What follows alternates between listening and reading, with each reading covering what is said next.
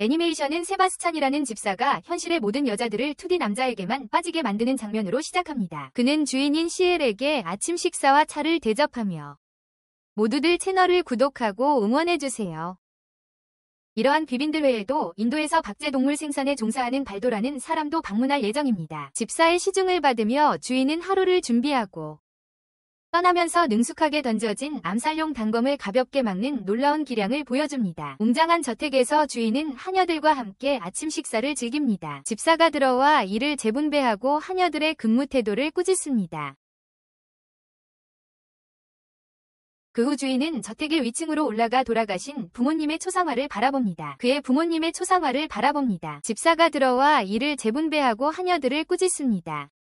주인은 저택의 위층으로 올라가 돌아가신 부모님의 초상화를 바라봅니다. 돌아가신 부모님의 초상화를 바라봅니다. 식탁에는 반짝이는 은식기와 깨끗하고 구김 하나 없는 테이블보가 깔끔하게 정돈되어 있습니다. 구김 하나 없는 테이블보가 깔려 있습니다. 주인님이 가장 좋아하시는 흰 장미들이 정성껏 관리되었고 정성껏 고른 재료들이 정교한 만찬의 기초를 이룹니다. 이러한 호화로운 환대는 팬터마이브 가문이 기준을 보여줍니다. 이러한 사치스러운 환대는 팬터마이브 가문이 기준을 잘 보여줍니다. 서재에는 여러 제목이 적힌 종들이 놓여 있어 주인님이 복도를 따라가는 길을 안내합니다. 복도를 따라 그의 부름에 다른 하녀들이 주목하며 이 기회를 통해 주인님 앞에서 자신의 가치를 증명하고 다른 이들을 능가하려 합니다. 자신의 가치를 증명하고 다른 하녀들을 능가하려 합니다. 달콤한 간식을 원하는 주인님의 요청에 당신과는 달리 잘생긴 세바스찬 집사가 다가오는 손님들과의 만찬 때문에 반대합니다. 당신과는 달리 잘생긴 세바스찬 집사는 다가오는 손님들과의 만찬 때문에 그것을 반대합니다. 다가오는 손님들과의 만찬 때문에 그것을 반대합니다. 하지만 주인님은 단호하게 파르페를 요구하며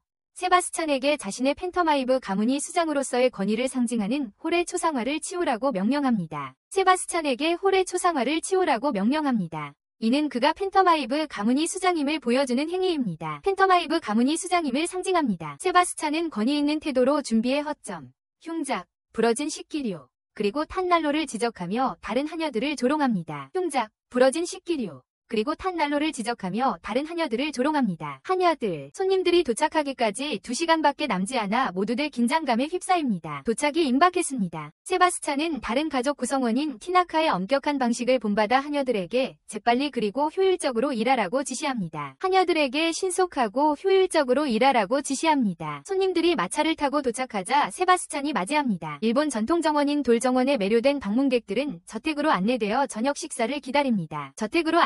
저녁 식사를 기다립니다. 주인과 손님들은 모노폴리 게임을 하면서 동인도의 사업 환경과 뛰어난 직원들에 대해 이야기합니다. 주인이 고인의 눈에 매료되었다고 말하자 손님들의 흥미를 끌었습니다. 대화 중에 주인은 손님들에게 그의 의도를 밝히라고 재촉합니다. 추가로 12,000파운드를 지원해달라는 요청입니다. 손님은 팬텀을 더욱 발전시키기 위한 수익성 높은 사업계획을 설명합니다. 회사의 남아시아 진출이 주인의 수수께끼 같은 말 때문에 중단됩니다. 중략. 만찬 준비가 끝나고 손님들은 식탁으로 안내받습니다. 중략. 돈베리라고 알려진 얇게 썬 생쇠고기가 고대 일본 요리로 제공됩니다. 세바스찬의 음식 설명은 완벽하게 연극적이며 자신감이 넘칩니다. 와인을 쏟는 사고가 있었지만 세바스찬이 재빨리 처리하여 손님들은 그 완벽한 서비스에 압도됩니다. 주인은 손님들에게 게임을 계속하라고 권하지만 손님은 다른 약속을 이유로 수수께끼 같은 말을 남기고 자리를 떠납니다. 손님은 전화를 사용하여 누군가와 통화하며 공장의 안녕에는 관심 없고 이익만 챙기겠다는 뜻을 밝힙니다.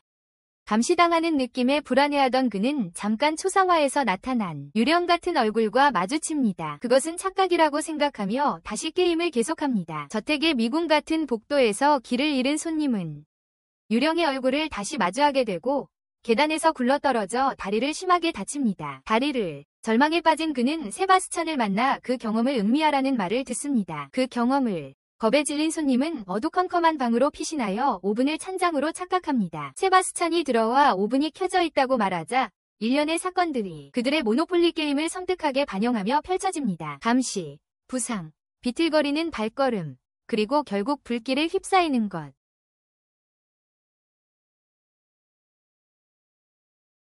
세바스찬은 하녀들에게 레몬파이를 가져다주며 그들의 호감을 얻습니다. 그는 또한 발도에게 부엌 오븐을 교체하라고 지시하고 주인인 실은 손님의 비명을 듣고 그의 탐욕을 마치 돼지의 탐욕과 같은 것으로 인식합니다. 돼지의 실은 다미아노가 공장 노동자들을 배신하고 이익을 독차지하려 했다는 것을 깨닫습니다. 자신의 이 수수께끼 같은 이야기의 다른 한편에서는 발도와 그의 동료들이 힘든 쥐잡이 임무에 착수하고 있습니다. 한편 실과 같은 귀족들은 스누커 게임에 열중하고 있습니다. 한 호기심 많은 귀족이 실에게 해충 박멸에 대해 묻자 실은 무심하게 대답하며 자신의 편한 시간에 처리할 권한이 있다고 주장합니다. 그는 쥐들이 갉아먹은 금지된 치즈를 장난스럽게 언급합니다. 창고 열쇠는 실이 손에 있지만 쥐 둥지를 찾고 설치류를 제거하는 데는 상당한 노력이 필요합니다. 귀족은 이 일에 대한 적절한 보상을 준비해야 한다고 제안합니다. 아서경은 실을 조롱하며 독수리라고 부르고 실은 자신의 가문 문장의 위험을 강조하며 응수합니다. 실은 자리에서 일어나 무의미한 게임을 끝낸다고 선언합니다. 아서경은 해가 질 무렵 보상이 준비될 것이라고 약속하고 실은 마차를 보내겠다고 합니다. 그러고는 한 번의 샷으로 2개의 공을 넣으며 주위 사람들을 놀라게 합니다. 레드 부인은 세바스찬의 능력에 감탄하며 다소 부적절한 행동까지 보입니다. 그에게 다가가 손짓을 합니다. 시일은 그녀에게 행동을 멈추라는 신호를 은밀히 보내고 레드 부인은 자신의 행동에 대해 사과합니다. 그들은 손님방에서 차를 마시며 이야기를 나눕니다. 레드 부인이 시일의 고모라는 사실이 드러납니다. 시일은 방을 나서고 하녀들은 쥐 잡는 일에 애를 쓰고 있습니다. 난감한 상황에 처해 있습니다. 세바스찬은 시일에게 메뉴를 보고하고 손님들과 함께 식사할 것인지 묻습니다. 시일은 현재 상황을 처리하기 싫다며 세바스찬에게 자신의 방으로 점심을 가져오라고 지시합니다. 일 처리를 미루고 싶어합니다. 시일이 방에 들어가자 누군가 덮쳐와 입에 천을 덮어 기절시킵니다. 그를 제압합니다. 걱정된 세바스찬이 시일의 방문을 두드리지만 응답이 없습니다. 들어가 보니 방이 어지럽혀져 있고 차가 낭비될까 걱정합니다. 차가 아까워합니다. 옛 런던의 또 다른 이야기 속에서 잉글랜드 지하 세계의 계급 질서는 악명 높은 귀족에 의해 상징됩니다. 여왕의 경호견으로 알려진 그는 절대적인 권력을 구현하며 신속하게 왕실에 반대하는 자들을 진압합니다. 실은 자신이 이 악당 앞에 쇠사슬에 묶이고 피투성이가 된 채로 서 있는 것을 발견합니다. 파로 가문이 아주로 비날. 잉글랜드에서 이탈리아 마피아의 고군분투가 분명해지고 아주로는 잉글랜드 사람들의 여왕에 대한 그들의 인식된 약함을 질책합니다. 실과 아주로는 마약 거래와 왕실의 명령에 대해 이야기합니다. 아주로의 의도는 실이 비에이브에서 해충과 마약 거래를 중단시키는 것입니다. 하지만 그들의 대화는 공격적으로 변하고 아주로는 총을 겨누며 실에게 창고 열쇠를 요구합니다. 실이 열쇠를 내밀자 아주로는 그를 여러 번 쏘고 그의 부하들에게 실이 하인들을 죽이라고 명령합니다. 아주로의 부하들은 세바스찬을 만나기 전에 그들의 주인의 이름과 은신처를 밝힙니다. 그들이 탄 차량이 절벽에서 추락하면서 그들의 운명을 맞이합니다. 저택으로 돌아온 아주로는 경계를 강화하고 입구를 지킵니다. 세바스찬은 빠르고 잔혹하게 경비병들을 제압하고 식기류와 접시로 그들을 죽입니다. 세바스찬과 마주한 아주로는 자신감을 잃지만 실을 인질로 잡고 물건을 요구합니다. 세바스찬이 열쇠를 가져와 건네자 아주로는 그를 쏘지만 세바스찬은 아무렇지도 않습니다. 세바스찬의 끈기는 아주로를 놀라게 하고 무방비 상태로 만들어 실이 그의 몰락을 조롱하게 합니다. 결국 아주로는 초자연적인 능력과 실에 대한 충성심을 드러낸 세바스찬에게 패배합니다.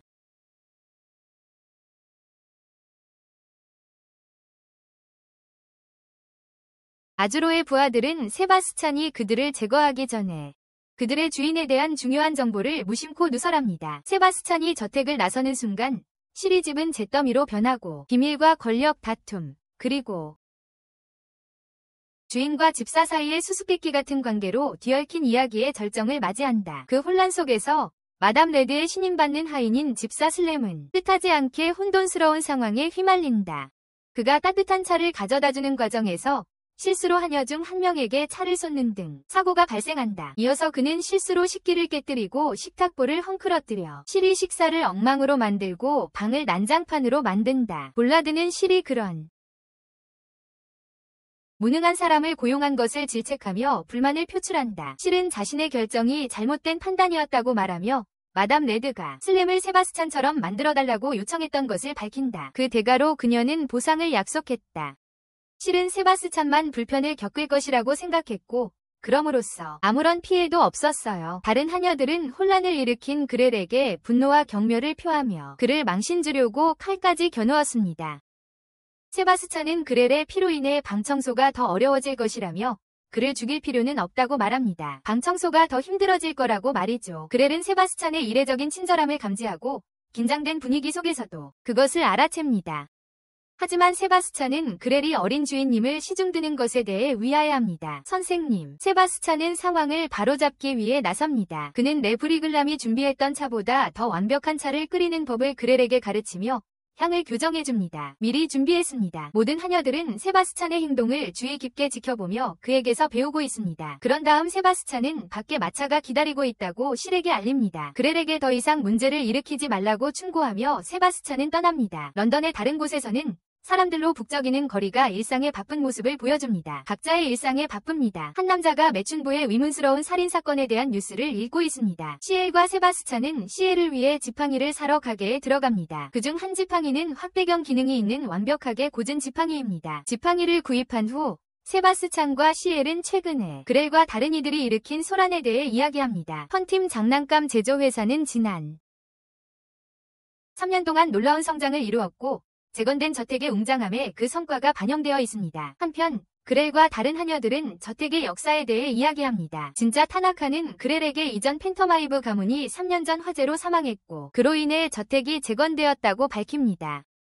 그렐은 시엘의 부모님이 그 화재로 돌아가셨다는 것을 알게 됩니다. 괴짜 같은 행동으로 그렐은 관 모양으로 덤불을 다듬어 다른 사람들을 어리둥절하게 합니다. 다른 사람들을 당황하게 합니다. 저택으로 돌아온 실과 세바스찬은 놀랍고도 화려하게 변한 모습에 놀란다. 깜짝 놀랄 만큼 사치스럽게 변해 있었다. 저택은 소녀스러운 장식으로 가득했고 모든 하녀들은 특정 방이 어떤 소녀가 장식을 했다고 말했다. 실은 그 방으로 들어가 레이디 엘리자베스가 자신에게 달려와 따뜻하게 포옹하는 것을 본다. 따뜻한 포옹으로 그를 맞이했다. 실은 실망과 불신이 섞인 표정으로 저택을 바라본다. 엘리자베스가 쉴 새 없이 활동하는 동안 세바스찬은 그녀에게 인사를 건넨다. 모두를 아기처럼 옷을 입히고 있었다. 실은 엘리자베스에게 그녀가 왜 여기에 있는지 그리고 그녀의 어머니는 어디 있는지 묻는다. 엘리자베스는 실을 만나러 몰래 나왔다고 고백한다. 그렐은 엘리자베스의 신분을 묻고 세바스찬은 그녀가 레이디 엘리자베스 에셀 코르델리아 미드포드 실이 약혼녀라고 밝힌다. 엘리자베스는 그날 저녁 무도회를 열겠다고 고집하며 이미 실을 위한 타이어를 준비했다고 말한다. 를 골라놓았다. 세바스찬은 실이 일시적으로 그녀의 소원을 들어준 후 돌려보내라고 조언합니다. 떠나라고. 실은 세바스찬에게 엘리자베스에게 저녁을 제공하고 배웅하라고 지시합니다. 실은 바쁜 일정을 강조하며 사소한 일에 시간을 낭비하기 싫다는 망설임을 표현합니다. 하찮은 일들에 세바스찬은 실에게 과일 케이크를 해결책으로 제안합니다. 실은 결국 엘리자베스의 무도회 요구를 받아들입니다. 그녀를 기쁘게 하려는 의도입니다. 그녀를 행복하게 하기 위해서 세바스찬이 인류 신사는 춤 실력이 있어야 한다고 말하자 그도 춤을 추는데 동의합니다. 갖춰야 한다고. 처음에는 망설였지만 실은 세바스찬에게 춤을 배우기로 동의합니다. 세바스찬은 실이 춤 선생님 역할을 맡아 그에게 춤을 가르칩니다. 그는 실에게 표정을 그에 맞게 조절하라고 조언합니다. 실은 자연스럽게 미소 짓고 즐기는 것이 어렵다고 말합니다. 실이 계단을 내려오자 엘리자베스를 만나게 되고 이는 그의 표정이 변했다. 엘리자베스는 시엘의 손에 있는 반지를 발견하고 자신의 소장품에 없는 것을 위하여한다. 것을 그에게서 반지를 빼앗아 던지는 과정에서 실수로 반지를 부러뜨린다. 옆으로 이 파괴 행위에 시엘은 격분하고 엘리자베스를 치려는 순간 세바스찬이 가로막는다. 세바스찬은 그 반지의 중요성을 설명하며 팬터마이브 가문이 대대로 이어져 내려오는 가보라고 말한다. 대대로 물려 내려온 가보라고. 시엘의 분노는 가라앉고 그는 부드러운 태도로 함께 춤을 출 것을 제안한다. 함께. 배경에서 세바스찬이 바이올린을 연주하는 가운데 그렐이 합류하여 노래를 부른다. 시엘과 엘리자베스는 춤을 추기 시작하고 우아한 춤은 엘리자베스가 지칠 때까지 계속된다. 엘리자베스가 지칠 때까지. 결국 엘리자베스는 마차를 타고 집으로 돌아간다. 늦은 밤. 세바스찬은 수리한 반지를 완벽하게 고쳐 시엘에게 돌려줍니다. 완벽하게 말이죠. 그는 시엘에게 그런 일도 못하는 팬터마이브 저택의 집사는 자격이 없다고 말합니다. 자신의 위치에. 그러자 시엘은 세바스찬에게 자신이 잠들 때까지 곁에 있어달라고 부탁합니다. 두 사람은 다른 거처로 이동하여 이미 레드 부인과 라우가 있는 방에 들어갑니다. 그들은 시엘에게 그의 이곳 방문이 중대한 사건, 즉 여왕의 경호견이 움직이고 있음을 의미한다고 알립니다. 여왕의 경호견이 행동을 개시했음을 의미하는 중요한 사건이라고 말이죠. 시엘은 최근 화이트헤드 채플에서 발생한 매춘부 살인사건에 대해 이야기합니다. 그 끔찍한 살인사건의 자세한 내용은 불쾌할 정도로 기이합니다. 피해자 메리애니 니콜스는 끔찍하게 훼손되었고 언론은 범인을 잭 더 리퍼라고 부릅니다. 잭 더 리퍼라고 부르죠. 라오는 그런 섬뜩한 상황에 직면하는 것을 꺼리는 시엘을 장난스럽게 놀립니다. 그 장면의 어두운 분위기와 그것에 휘말리는 자들을 집어삼킬 수 있는 능력을 설명하며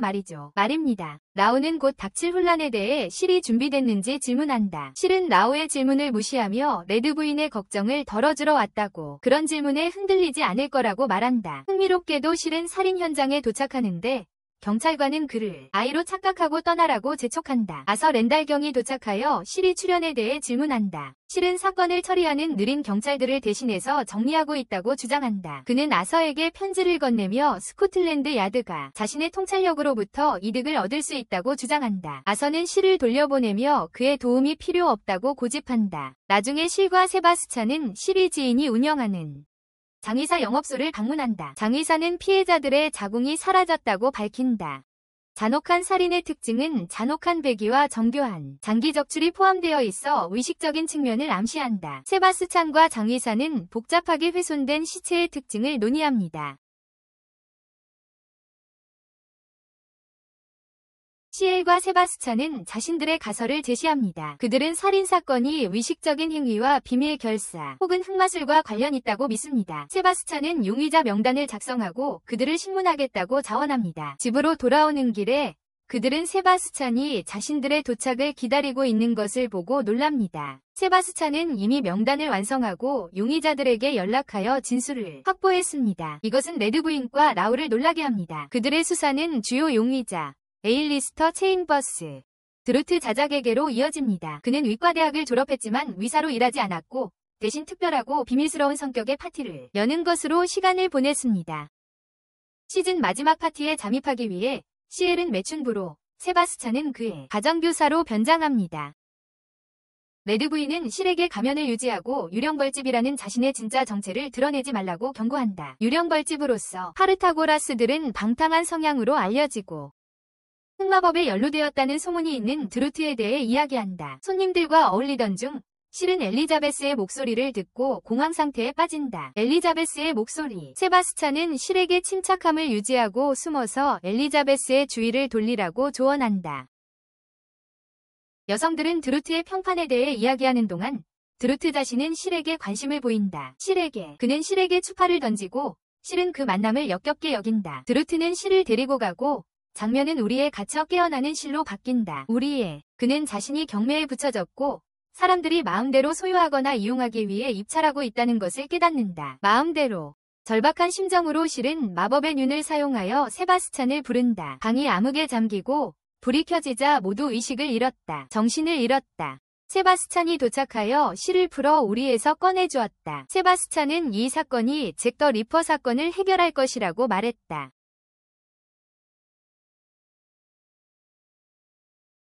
두 사람은 스코틀랜드 야드가 도착하기 전에 떠나기로 했다. 다음날 신문 일면에는 잭 더 리퍼의 소행으로 추정되는 또 다른 살인사건이 보도되었다. 그것은 드루트가 실제 범인이 아니었음을 암시했다. 사건이 예상치 못한 방향으로 흘러가자 실은 어리둥절하고 혼란스러워했다. 신문 헤드라인은 잭 더 리퍼가 다시 나타났다고 선언했다. 마담 레드는 진심 어린 대화에서 실에게 여왕의 경비견으로서 그가 직면한 어려움에 대해 이야기했다. 그녀는 그의 어머니이자 그녀의 여동생이 그가 결코 지하세계와 관련되기를 원치 않았을 것이라고 회상했다. 라고 말했다.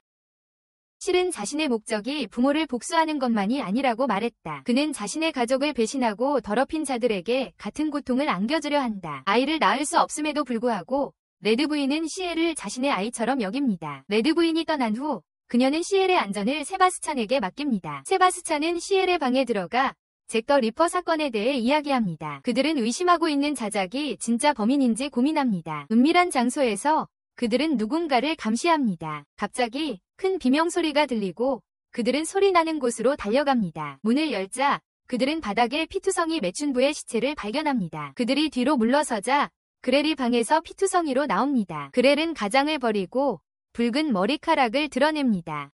날카로운 이빨과 안경을 쓴 채로 그는 자신을 그림 리퍼의 집사, 그렐 숀클리프라고 소개합니다. 시엘은 악마가 집사로 일하는 것을 처음 봅니다. 세바스찬은 그렐과 같은 신성한 존재가 왜 집사가 되기로 했는지 질문합니다. 그렐은 어떤 여자들에게 반했다는 암시를 합니다. 레드 부인도 방에서 나오고 시엘이 그녀와 그렐을 한동안 의심해왔습니다. 그렐은 체인톱을 들고 시엘과 세바스찬에게 달려들지만 세바스찬은 능숙하게 막아냅니다. 공격을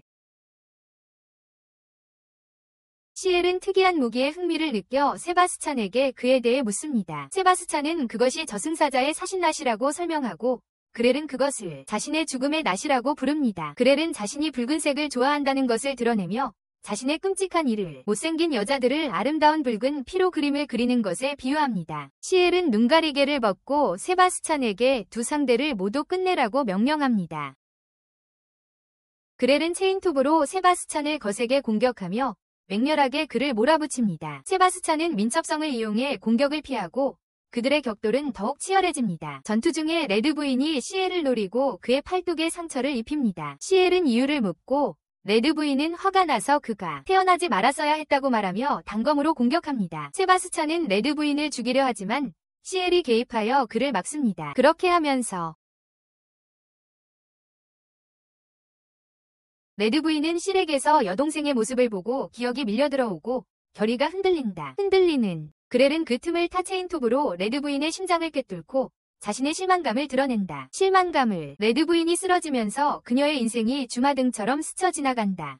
그녀의 행적과 악행들이 영화처럼 펼쳐진다. 행적과 악행들이 그녀는 남편을 잃고 아이를 낳을 수 없었던 기억을 떠올린다. 자신에게 낙태를 하러 온 매춘부들에 대한 분노에 휩싸여 그녀는 그들을 하나하나 죽였다. 낙태하러 온 한 명 한 명을 코트를 벗고 떠날 채비를 하는 레드 부인을 보며 실은 세바스찬에게 그렐을 죽이라고 명령한다. 그렐은 실이 죽음을 두려워하지 않는지 묻는다. 실은 차분하게 계약서만 가지고 있다면 세바스찬은 자신의 충실한 하인이라고 대답한다. 그의 모든 명령에 복종하도록 속박된 시엘은 부드럽게 마담 위에 코트를 덮어준다. 레드의 생명 없는 시체에 대한 경의를 표하며 악마와 저승사자의 싸움이 벌어지고 근처 건물 옥상에서 더욱 거세진다. 집의 옥상에서 그렐은 세바스찬에게 끊임없는 공격을 퍼붓고 세바스찬은 각각의 공격을 교묘하게 피한다. 타격을 달빛 아래 그들의 격돌이 비춰진다. 그렐의 추파에도 불구하고 세바스찬은 그의 행동에 혐오감을 느낀다. 그렐은 앞으로 나아가 세바스찬의 머리를 들이받고 체인톱으로 그의 가슴을 긋는다. 상처에서 피가 흐르고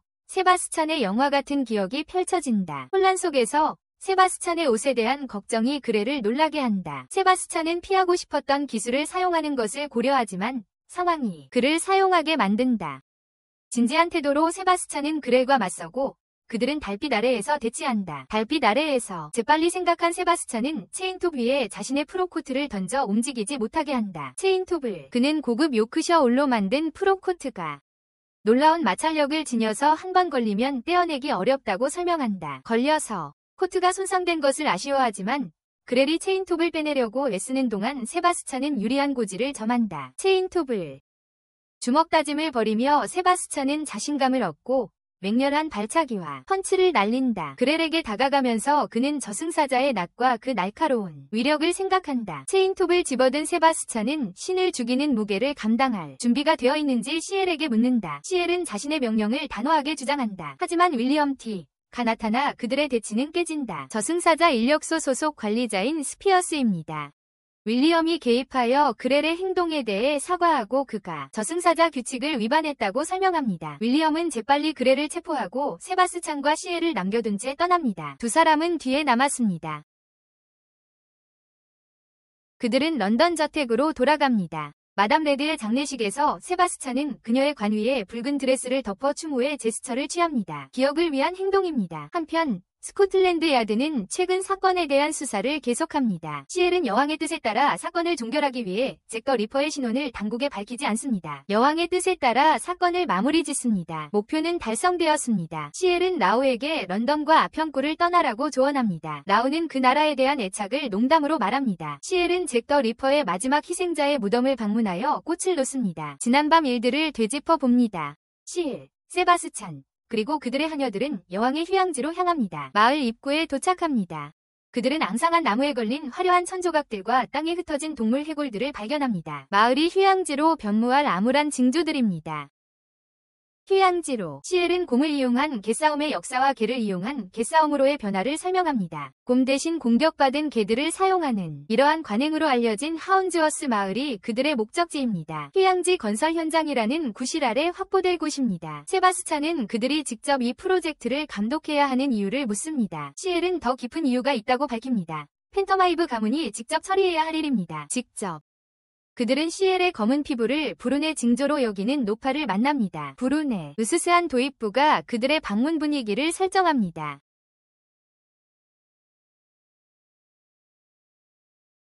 마을에 도착하자 그들은 한 소녀를 만나게 되고 소녀는 그들을 주인에게 안내합니다. 실은 몰랐지만 주인은 그를 다른 누군가로 착각하여 채찍으로 소녀를 때립니다. 다른 사람. 주인은 여전히 시리 역할에 대해 의심하며 그렇게 작은 푸들이 여왕의 사자가 될 수 있다는 것을 믿을 수 없습니다. 시리 목적은 하운즈워스 구입을 협상하는 것이지만 주인은 저주로 인해 판매를 거부합니다. 마을 사람들이 실종되거나 수수께끼 같은 상황에서 죽는 것은 저주의 영향 중 하나입니다. 실은 이것이 흥미롭다고 생각하고 직접 이 재앙을 목격하기로 합니다. 소녀인 안젤라는 다른 하녀들과 함께 마을의 수수께끼 같은 사건들을 이야기합니다. 밤에 안젤라는 실에게 떠나라고 간청하고 그들은 그녀를 겁주는 으스스한 울음소리를 듣습니다. 그녀를 악마의 사냥개들이 다가오고 있어 그녀는 마을에 반항하는 자는 누구든 이 초자연적인 사냥개들에게 저주받는다고 주장하며 마을 사람들은 그 법을 엄격하게 따르고 있어. 다음 날 그들은 해변을 방문하고 시리 시녀들은 물놀이를 즐기는 동안 그는 책을 읽어 실은 세바스찬에게 개입하라고 명령하고 마을 사람들과 언쟁을 벌이게 돼. 마을 사람들과 개들이 공격받자 피니가 개입하고 곧 실과 다른 이들은 쇠사슬에 묶여. 엔젤라는 용서를 구하지만 마을의 지배자인 헨리는 그들의 출발을 요구해. 실은 그의 권력에 대한 집착에 굴복하기를 거부하고 자신의 작은 왕국을 지키기로 결심해. 헨리가 개들을 풀어 공격하자 세바스찬이 나타나 재빨리 막아내. 그는 악마의 눈을 드러내 개들을 겁주어 복종시키고 마을 사람들을 충격에 빠뜨렸다. 마을 사람들을 실은 헨리의 조작을 폭로하며 그가 지배력을 유지하기 위해 악마에게 환영을 투영했다는 것을 밝혔다. 악마의 헌터 환영을. 그는 헨리의 진짜 의도가 권력을 장악하기 위한 것이었고 수년 동안 마을 사람들을 속였다는 것을 보여주었다. 마을 사람들을 수년 동안 세바스찬은 증거를 제시했는데 한 희생자의 시체에서 발견된 치음과 일치하는 두개골과 개에게 물린 헨리 다리의 천조각이었다. 한 희생자의 시체에서 발견된 치음과 일치하는 두개골과 개에게 물린 헨리의 다리에서 뜯겨진 천조각. 헨리의 속임수가 드러나자 마을 사람들은 그에게 등을 돌렸다. 그들이 떠날 준비를 하는 동안 비명소리가 들렸고 메이리는 헨리의 간방에서 피를 발견했다. 헨리의 간방에서 그의 시체는 마을 사람들이 처형을 집행했던 바로 그 자리에서 발견되었고 그의 조종과 공포의 통치는 예상치 못한 결말을 맞았다. 그의 조종과 공포의 통치는 예상치 못한 결말을 맞이했다. 세바스찬과 실은 헨리의 간방 앞에 서 있었고 주변은 섬뜩한 핏자국으로 뒤덮여 있었다. 핏자국으로. 갑자기 겁에 질린 마을 사람 하나가 그들에게 다가와 떨리는 목소리로 무시무시한 소식을 전했습니다. 무서운 악마 사냥개가 헨리와 다른 마을 사람들에게 복수심에 불타는 분노를 퍼부었다는 것이었습니다. 두려움에 찬 마을 사람들은 순종하지 않는 검은 개를 저주하는 노래를 불렀습니다. 현장으로 달려간 세바스찬은 헨리의 차가운 시체를 조사하며 왼손이 잔혹하게 뜯겨나간 것을 확인했습니다. 실은 이 마을이 악마 사냥개의 저주 때문에 고립되었다는 것을 밝혔습니다. 실은 그 저주가 헨리경이 자신의 권력을 강화하기 위해 조작했다고 의심했습니다. 규칙. 하지만 이제 헨리가 죽었으니 진실은 수수께끼였습니다. 세바스찬은 이 끔찍한 행위가 인간이 저지른 것이 아니라는 의견을 말했습니다. 잠자리에 들 무렵 실은 세바스찬의 수수께끼 같은 말에 의문을 제기했고 그로 인해 세바스찬은 사냥개가 헨리경 자신을 주요 표적으로 삼고 있었다는 사실을 밝혔습니다. 그는 다른 누구도 표적이 되지 않았을 거라고 추측했다. 밤중에 피니와 메이리는 안젤라 방에서 이상한 소리가 나는 것을 들었고 그녀의 안전을 확인하기 위해 조사하기 시작했다. 그녀의 안전을 확인하기 위해 조사했다. 놀랍게도 그들은 불안한 광경을 목격했다. 알몸의 남자가 안젤라의 목을 핥고 있었다. 충격을 받은 피니는 도망쳤고 메이리는 상황을 전했다. 안젤라는 어디에도 없었다. 발드는 자신이 약초를 찾으러 갔다고 말했다. 놀란 그들은 그녀를 찾기 위한 탐색에 나섰다. 그들의 수색은 묘지로 이어졌고 거기서 그들은 슬픈 울음소리를 들었다. 늑대인간에 숨어서 그들은 알몸의 남자가 묘지로 다가오는 것을 지켜보았다. 소리가 남자를 경계하게 했지만 마을 사람들이 예상치 못하게 나타나자 그는 사라졌다. 그들이 떠난 후 그 남자는 악마에게로 변신했다. 그것이 피니에게 달려들자 세바스찬이 개입하여 보상 전략을 사용했다. 그리고 처벌을. 그는 개 간식을 주며 번갈아가며 사냥개를 쓰다듬고 차며 진정시킬 때까지 그랬습니다. 세바스찬은 사냥개를 힘껏 땅에 내던졌고 그러자 샘이 솟구쳐 나왔습니다. 솟아 나오는 샘에서 나온 사냥개는 인간으로 변했습니다. 안젤라가 와서 그 남자의 이름이 플루토라고 밝혔습니다. 그녀는 한 달 전에 그를 발견했고 그의 사랑스러운 모습 때문에 그를 계속 돌봤습니다. 그가 흥분하면 인간으로 변하는 경향은 비밀로 지켜졌습니다. 안젤라는 베리모어 경이 악마 사냥개 전설을 이용해 자신의 두려움을 감추려 했다고 고백했습니다. 그녀는 플루토가 그를 해칠 거라고는 상상도 못했습니다. 그녀는 플루토를 계속 키울 수 있는지 물었고 세바스찬이 망설였지만 실은 세바스찬을 놀리며 동의했습니다.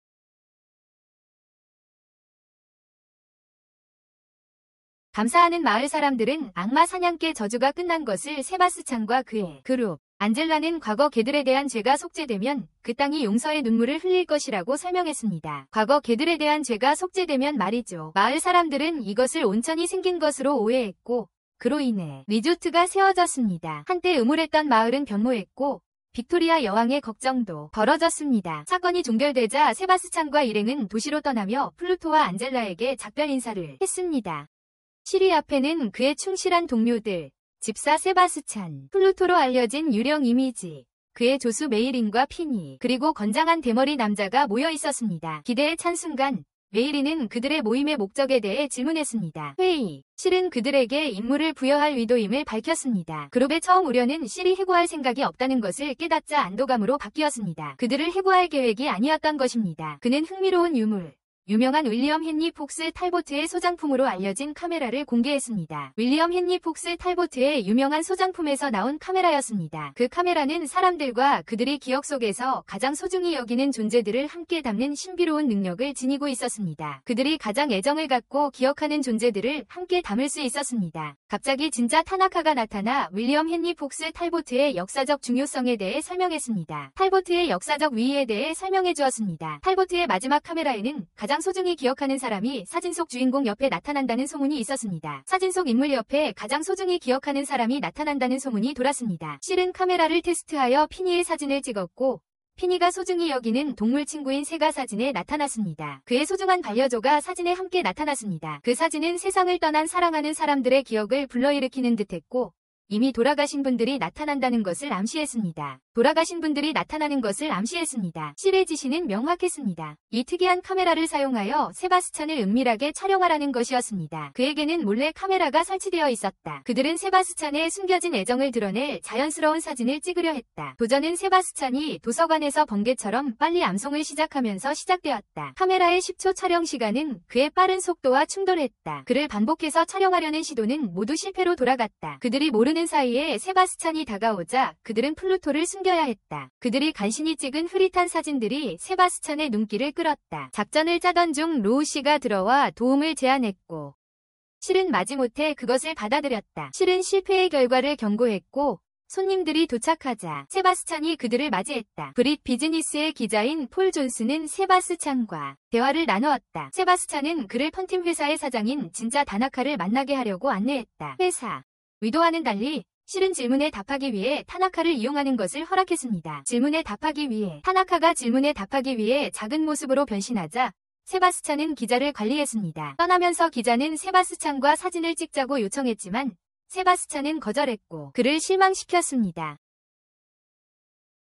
나중에 실은 인터뷰 결과를 물었고 세바스찬은 타나카의 활약을 칭찬했습니다. 저녁에 실은 피니에게 돌 조각상을 자신에게 던지라고 지시하며 반응을 유도하려 했습니다. 뜻밖에도 세바스찬이 끼어들어 맞았습니다. 세바스찬은 실이 부탁했더라면 협조했을 거라고 말했습니다. 그들이 사진을 정리하려고 하자 플루토는 불이 순결로 사진들을 재로 만들었습니다. 나중에 세바스찬은 의자에 잠든 실을 발견하고 그 기회를 이용해 플루토와 함께 사진을 찍었습니다. 플루토는 배경의 창문에 매달려 있었습니다. 못마땅한 표정의 실이 세바스찬과 마주하며 사진을 그가 방심한 탓이라고 말했다. 자신을 제대로 보호하지 못한 그의 부주의 때문이라고. 극적인 장면에서 팀이라는 남자가 귀중한 반지를 훔친 후 무리해서 도망친다. 값비싼 반지를. 그는 갑자기 멈춰서서 훔친 반지를 살펴본다. 갑자기 기이한 현악기 소리가 공기를 채우고 보이지 않는 괴한이 그를 공격하여 강에 그의 시체를 버린다. 팀의 동료들은 그가 자발적으로 뛰어내렸다고 생각한다. 한편 런던에서는 포레스트 페어가 한창이며 세바스찬과 실의 이목을 끈다. 세바스찬과 실의 동시에 엘리자베스는 하녀와 함께 실에 다가오는 생일과 선물 계획에 대해 이야기한다. 생일과 그녀의 선물 계획을 다리 위에서 반지 없이 발견된 팀의 시체에 대한 대화가 오간다. 반지 없이 그들은 반지가 강에 가라앉았을 것이라고 추측한다. 바다표범의 시선은 축제장의 여러 놀이기구들 사이에 있는 가짜 펀팀사 배 장난감에 꽂힌다. 관광 명소들 매우 희귀한 펀티마크는 바다표범의 전임자가 후원했던 재능 있는 예술가가 만든 것이었다. 전임자, 특히 최첨단 기술이 적용되어 있다. 바다표범은 저택이 불탄 후로는 더 이상 그것을 가지고 있지 않다는 것을 떠올린다. 축제장을 방문하는 동안 바다표범은 휴식을 위해서가 아니라 임무 때문에 온 스코틀랜드 야드 경찰관을 발견한다. 여가지만 임무입니다. 경찰관은 어떤 일에 대해 이야기하기 위해 바다표범을 차로 초대한다. 경찰관은 얼음 아래서 발견된 범죄 조직원의 시체와 2,000파운드 상당의 파란색 다이아몬드 반지가 없다는 사실을 밝힌다. 라우시는 그 반지의 전설, 즉 그 매력이 사람들을 파멸로 이끈다는 이야기를 언급하며 말참견한다. 개인들을 그들 자신의 몰락으로 이끌다. 라우가 그 희망의 조각에 대해 잘 알고 있는 것처럼 보이자 의심이 생긴다. 경감은 라우에게 질문하지만 라우는 모르는 척한다. 실은 라우의 수수께끼 같은 말을 무시하고 돕겠다고 합니다. 검사는 그들을 장례식장으로 안내하는데 숲의 축제에서 사망자가 많았기 때문입니다. 장례식장에서 언더테이커의 웃음은 세바스찬에게 질투를 불러일으키는데 그는 세계적인 코미디의 제왕이 되기를 열망합니다. 언더테이커의 시리 질문에 대한 답변은 그들을 반지가 있는 조각가에게로 이끕니다. 반지를 들고 있는 조각가에게로 검사가 반지를 압수하려는 순간 드루드 자작이 개입합니다. 실은 놀라서 그의 표정은 불안함을 드러냅니다. 자작은 그 반지가 대회 우승자에게 주어질 것이라고 선포합니다. 실은 반지를 차지하겠다고 맹세하지만 검사는 그 반지가 도난당한 재산이며 일련의 납치 사건의 증거라고 외칩니다. 실에게 진실이 밝혀지고 마당은 격렬하게 그것을 찾고 있습니다. 그는 세바스찬에게 대회에서 이기라고 명령합니다. 경쟁 범죄 집단이 자신의 능력에 자신감을 가지고 대회에 참가합니다. 영국 경쟁자들에게 지지 않겠다는 결의를 다지며 심지어 폭발물까지 준비했다. 폭발물을 숲속 박람회 조각 경연이 시작되었지만 엘리자베스는 실이 반지를 깨뜨린 것에 마음 아파하고 있다. 환영 같은 아치를 바라보던 그녀는 놀라운 조각가의 작품이 그 안에서 나타나는 변화를 목격한다. 실도 칭찬한다. 경연 도중 폭발물을 가진 범죄자가 나타나 모두에게 떠나라고 위협한다. 실은 단호하게 서서 세바스찬에게 반지를 가져오라고 명령한다. 세바스찬의 빠른 행동이 상황을 무마한다. 그의 인상적인 스케이팅 동작과 점프는 심사위원들을 사로잡는다. 대치 상황이 고조되자 세바스찬의 민첩성이 범죄자들을 막고 혼란을 야기한다. 결국 세바스찬과 실은 노아의 방주 조각상 위에 서서 소동을 진압한다. 위협. 비극적으로 반지는 템스강 심연으로 가라앉습니다. 엘리자베스는 자신이 산 가짜 유령의 아크를 부수면서 실망감이 커집니다. 그녀가 산 감동적인 순간에 그녀는 희망 조각을 발견합니다. 그 조각이 팀의 살인자에 의해 심어졌다는 것이 분명해지면서 범죄의 범인에 대한 놀라운 사실이 드러납니다.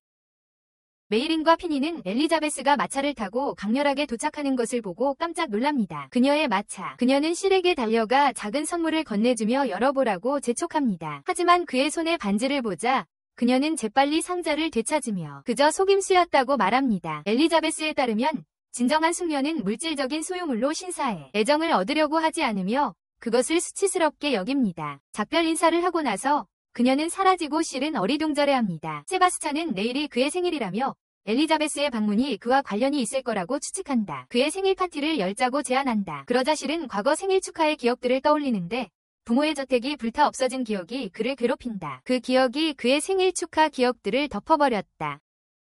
그의 저택은 재가 되었다. 그는 그 제안을 터무니없다고 일축하고 세바스찬에게 자기 방으로 차를 가져오라고 한다. 자기 방으로. 한편 엘리자베스는 집으로 돌아와 실망감에 휩싸인다. 그녀가 가지고 있는 반지가 빛나기 시작하며 그녀의 시선을 사로잡는다. 거리에서 음악 상자를 연주하는 남자를 발견하고 그의 매혹적인 선율에 이끌린다. 그를 따라간다.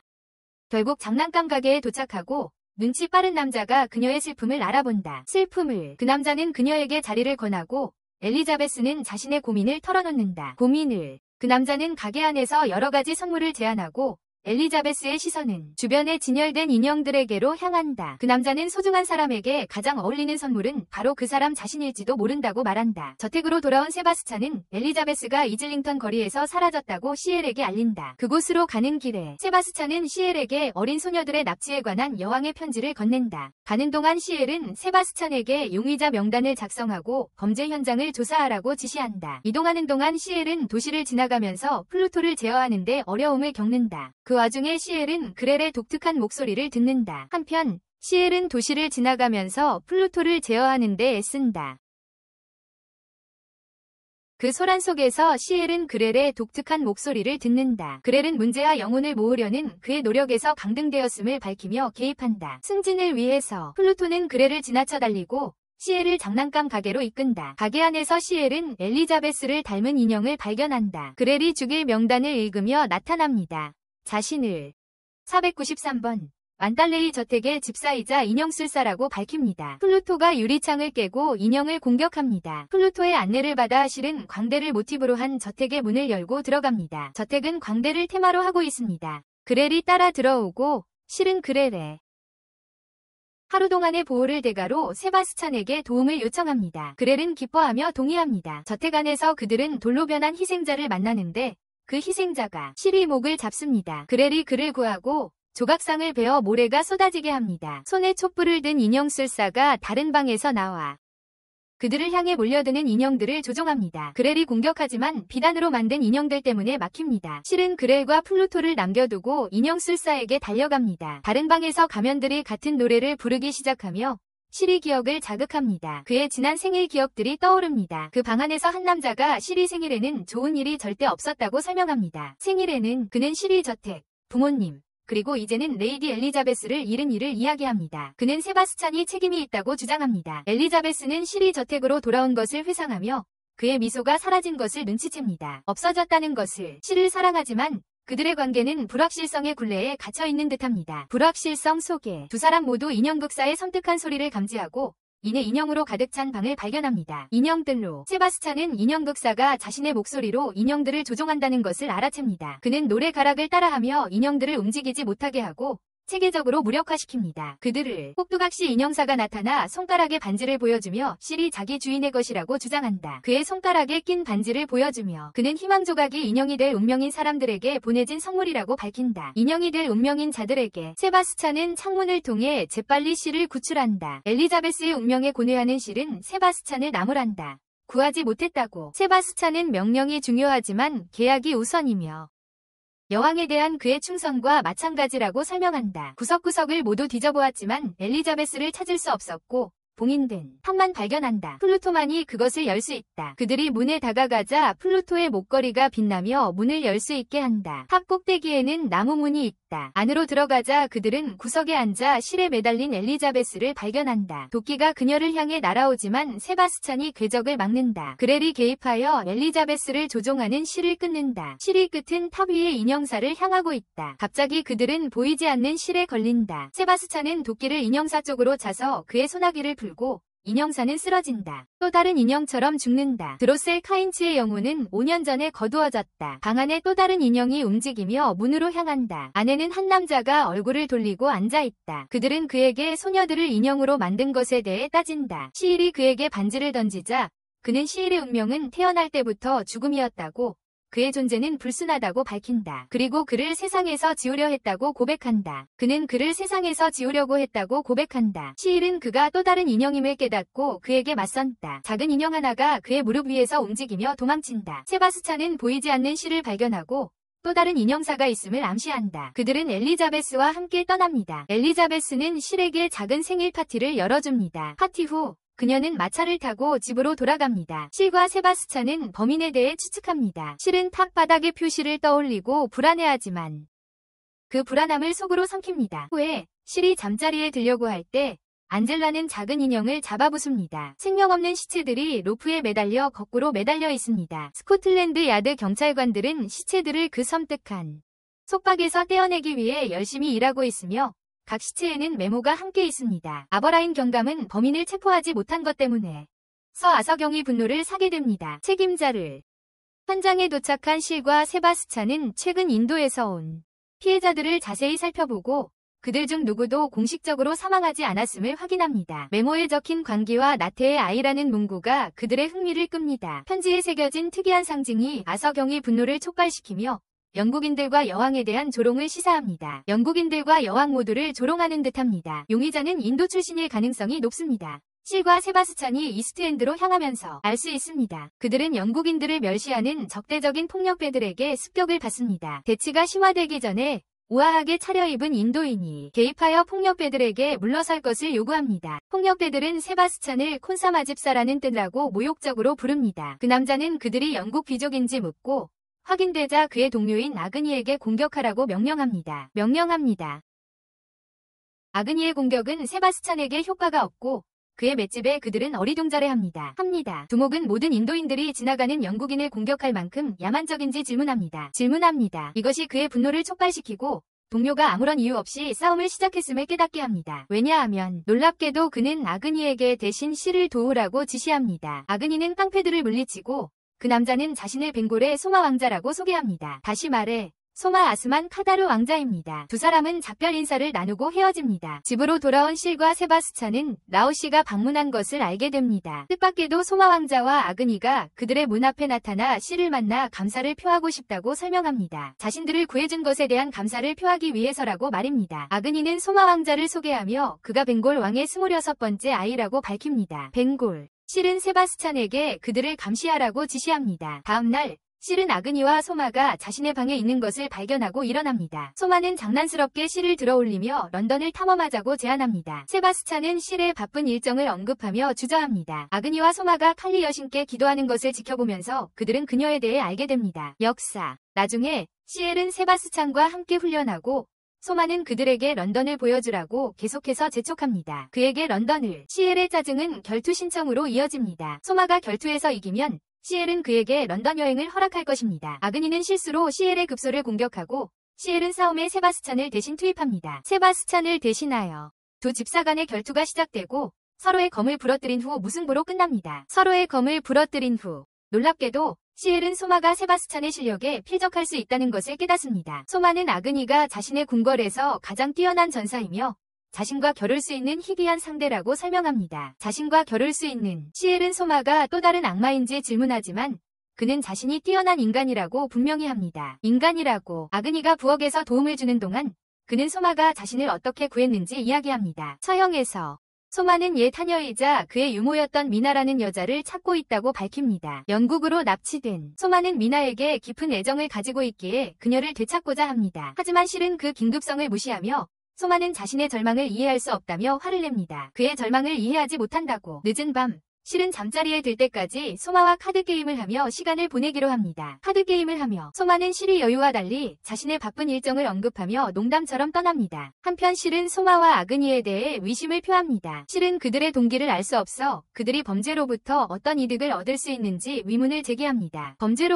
밤이 깊어가자 세바스찬은 아그니가 저택을 떠나는 것을 목격합니다. 세바스찬은 즉시 아그니가 저택을 떠났다는 사실을 실에게 알립니다. 그들이 방을 나서려고 할 때 소마가 갑자기 나타나 그들을 따라가. 그는 이미 아그니의 야간 외출을 알고 있었고 진실을 밝히려고 결심했다. 진실을 밝혀낼 거야. 인도에서 물건을 수입하는 중요 인물인 헤롤드 웨스트 제부의 저택에 도착하자 그들은 아그니가 저택으로 들어가는 것을 목격했다. 그들은 아그니가 부지 안으로 들어가는 것을 발견했다. 궁금해진 그들은 더 조사하기로 결정했다. 안으로 들어가 보니 아그니가 웨스트 씨와 대화하는 것을 보게 된다. 대화 내용을 통해 아그니가 계획을 완벽하게 실행하여 경쟁자들을 제거하고 웨스트 씨의 권력을 확보했음을 알게 된다. 웨스트 씨는 더 이상 사람을 죽일 필요가 없다는 사실을 언급하며 아그니의 뛰어난 능력을 인정한다. 더 이상 사람을 매달 필요가 없다고 말한다. 그들의 대화는 미나로 옮겨가고 소마는 미나에 대해 그들에게 따진다. 소마는 아그니를 붙잡고 미나의 행방을 요구한다. 이에 아그니는 웨스트 씨가 자신의 주인이라고 말한다. 웨스트 씨의 명령을 받은 아그니가 소마를 공격하지만 세바스찬이 개입한다. 사슴으로 변장하여 세바스찬은 소마를 구출하며 왕자를 데려가라고 온 사슴이라고 주장한다. 아그니는 세바스찬을 공격하라는 명령을 받고 치열한 싸움이 벌어진다. 세바스찬은 사슴 같은 민첩성으로 아그니의 공격을 피하고 아그니의 눈에서는 피눈물이 줄줄 흐른다. 결국 세바스찬은 소마와 함께 도망치고 아그니는 남겨진다. 저택으로 돌아온 시엘과 다른 이들은 웨스트 씨의 이름을 듣자 아그니의 변신에 대해 논의한다. 소마는 아그니의 모습은 산매의 발현으로 사랑과 누군가를 향한 믿음에서 생겨난 믿음의 힘으로 불가침의 존재가 되는 것이라고 설명한다. 늦은 밤, 세바스찬은 소마의 방에 들어가 아그니에 대한 그의 의존성을 드러낸다. 세바스찬은 소마가 아그니 없이는 아무것도 할 수 없는 무력한 아이라고 주장한다. 소마는 자신의 의존성과 느끼는 상실감을 인정한다. 세바스찬은 소마에게 그가 진정으로 무언가를 소유한 적이 없다고 일깨워준다. 지위, 성, 그리고 하인들은 부모로부터 물려받은 것이었고 그는 결코 자기 소유물이 있었어요. 세바스찬은 소마가 처음부터 아무것도 가진 게 없었으니 배신당한 게 아니라고 말합니다. 실이 대화를 끊습니다. 다음 날, 실과 세바스찬은 소마와 함께 웨스트 씨와 그의 범죄 연루 가능성에 대해 논의합니다. 라우는 웨스트가 왕실 보증을 추구할지도 모른다고 설명합니다. 그들은 왕실 보증이 왕실의 공식적인 수인을 의미하며 사업체의 왕실 납품업체의 지위를 부여한다고 설명합니다. 일주일 후, 크리스탈 팰리스에서 카레 전시회가 열리는데 카레를 좋아하는 빅토리아 여왕이 참석합니다. 실은 웨스트가 카레에 대한 왕실 보증을 받아 그의 커피숍의 인기를 높이려 한다고 예측합니다. 이를 위해 그는 경쟁자들을 제거하고 소란을 일으키기 위해 아그니를 이용했습니다. 소마는 과거의 행동에 대해 사과하고 조사에 동참하겠다고 제안합니다. 준비하는 동안 그들은 웨스트와 카레 전시회의 연관성에 대해 논의합니다. 참가자들이 자신들의 카레 작품을 선보이며 축제가 시작됩니다. 카레 작품들을요. 세바스찬은 빅토리아 여왕께서 참석하셨다는 말을 듣습니다. 팡파르와 레드 카펫이 깔리면서 행사가 시작됩니다. 경연의 활기찬 분위기 속에서 검은색 위상을 입은 빅토리아 여왕께서 도착하십니다. 검은색 위상을 입고 말이죠. 여왕께서 자리에 앉으시자 군중은 여왕을 찬양하는 노래를 부릅니다. 세바스찬과 아그니 모두 요리 실력을 뽐내며 요리 경연이 본격적으로 시작됩니다. 요리 실력을 선보이며 말이죠. 심사위원들에게 정성스럽게 요리가 제공되고 심사위원들은 아그니의 정교하게 만들어진 카레에 깊은 인상을 받습니다. 아그니의 능숙하게 만들어진 카레에 말이죠. 반면 세바스찬의 요리 작품 또한 심사위원단으로부터 똑같이 찬사를 받습니다. 심사위원단의 칭찬을 받습니다. 흥분 속에서 아그니는 미나와 마주치고 미나는 이미 소마에게 진실을 알렸다고 밝힙니다. 이미 소마에게 진실을 말했다고요. 빅토리아 여왕이 세바스찬의 카레빵을 맛보자 그 즐거움이 역력했다. 하지만 미나의 행동이 격렬하고 폭력적으로 변하면서 갑자기 상황이 바뀌었다. 그녀는 여왕의 경호원들과 카레를 먹은 다른 사람들을 공격하기 시작했다. 프랑스 요리사 안젤라의 영향으로 만들어진 카레였다.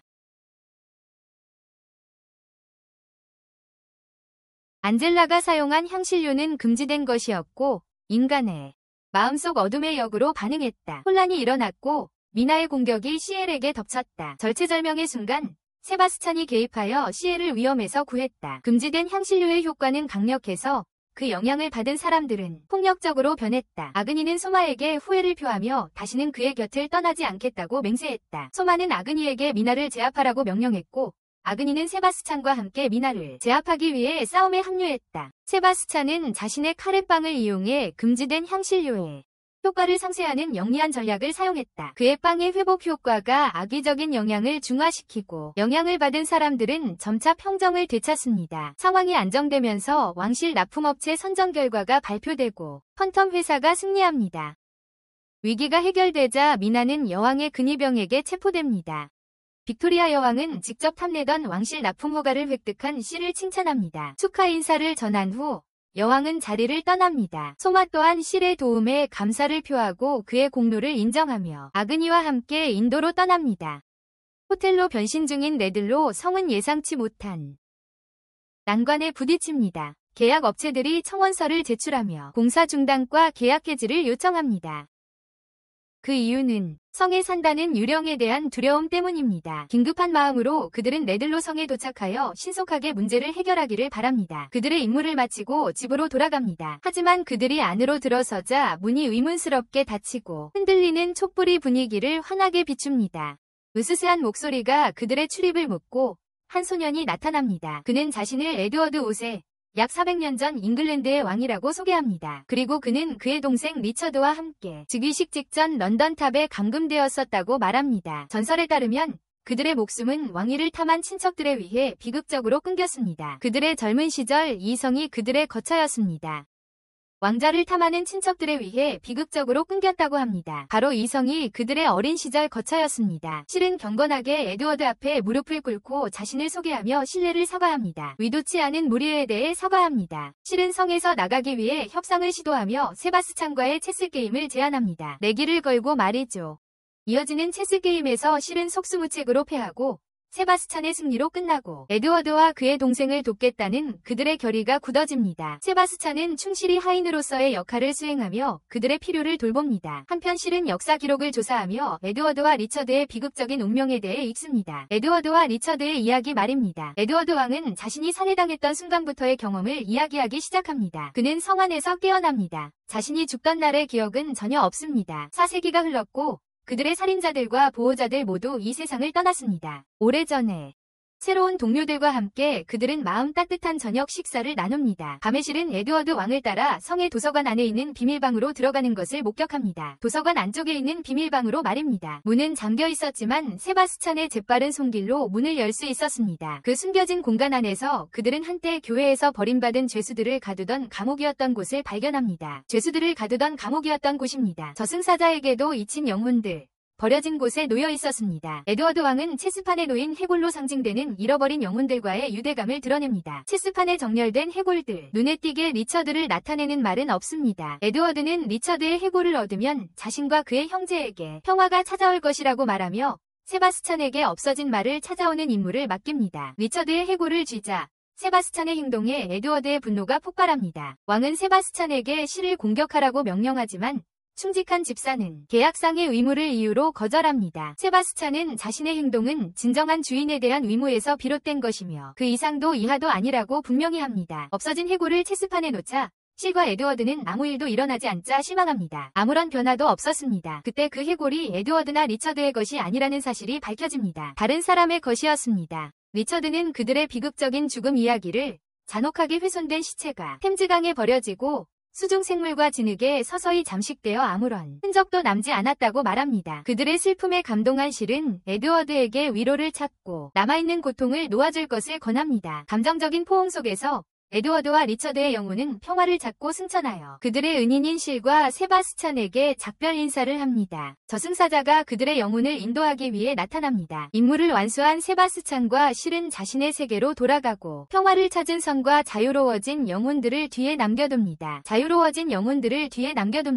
세바스찬은 하루를 시작하며 실에게 자신의 일정을 설명합니다. 아침에는 브라이트 여사와의 무도회 수업이 있고 오후에는 수출입 사업으로 유명한 웬슬러 경과의 미팅이 있습니다. 하지만 실은 자신의 때문에 무도회 수업에 참석하는 것을 매우 꺼립니다. 그것에 대한 피로감. 특정 방에 들어가자 그들은 여왕의 집사가 타나카와 대화하는 것을 목격합니다. 이 광경에 실은 위아해하며 여왕의 집사가 자신의 저택에 있는 이유를 묻습니다. 자신의 저택에 세바스찬은 애쉬가 폐하의 명령을 전달하는 사람이었다고 밝힙니다. 실은 이번 애쉬의 방문 이유를 묻고 그는 이상한 상황에 대해 알게 됩니다. 이상한 상황에 대해 프레스턴 외곽의 가톨릭 수도원은 종교개혁 이후 오랫동안 버려진 채 이단적인 교리를 전파하는 컬트의 집결 장소가 되었습니다. 소문에 따르면 컬트 지도자는 모든 신도들의 행위와 죄를 기록한 마치 다가올 최후의 심판을 위한 등록부처럼 최후의 심판의 날을 위한 등록부처럼 둠스데이 북을 소유하고 있다고 합니다. 최후의 심판의 날, 애쉬는 둠스데이 북이 세상의 소유물이 아니라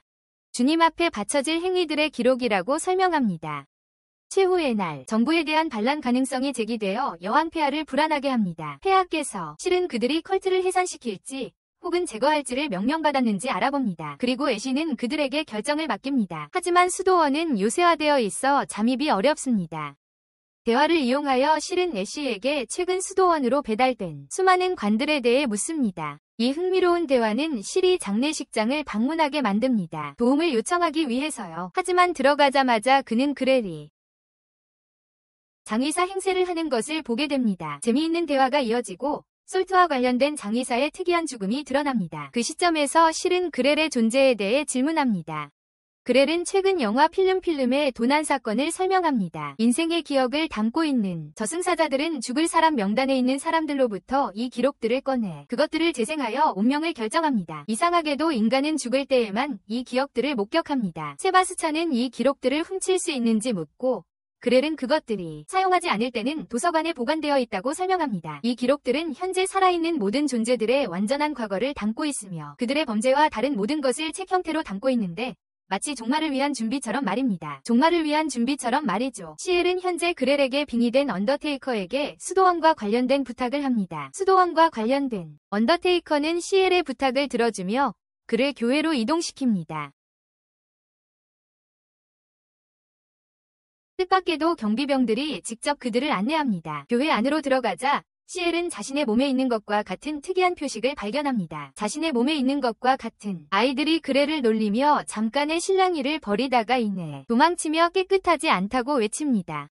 수녀 복장을 한 여자가 다가와 일정 나이 이상의 사람들에게서 나타나는 불순함에 대해 설명합니다. 그녀는 실이 새로 개종한 자임을 알아채고 그들의 가르침을 배우면 몸이 정화될 것이라고 확신시킵니다. 세바스찬은 자신의 매력을 이용해 그렇게 아름다운 여자가 불순할 리 없다고 넌지시 말합니다. 세바스찬은 수녀와 함께 유혹적인 상호작용을 합니다. 이후 그녀는 장수하는 사람들의 종말의 책이 불순한 것으로 여겨진다고 귀띔합니다. 그들의 지도자는 불순한 구절을 정화하여 과거뿐 아니라 미래까지도 드러낸다고 하는데 하늘의 합창단에 선택받은 아이들에게만 해당됩니다. 세바스찬은 합창단에 선택되는 아이들이 어린 남자아이들 뿐이라는 점을 이용해 실이 그들의 지도자에게 가까이 다가갈 수 있을 거라고 추론합니다. 정화위식이 거행되는 중 컬트 지도자가 실을 접근합니다. 세바스찬이 실을 보호하려고 나서고 결국 실이 명령에 따라 지도자를 죽입니다. 명령. 하지만 그 순간 날개를 펼친 안젤라가 나타나 그들의 순간을 방해합니다. 버든. 안젤라는 실을 보고 영화 필름처럼 생긴 기록들을 세바스찬에게 감습니다. 세바스찬. 죽음의 대결이 벌어지고 세바스찬은 그렐에게 자신의 죽음의 낫을 가져오라고 재촉하지만 아쉽게도 구할 수 없습니다.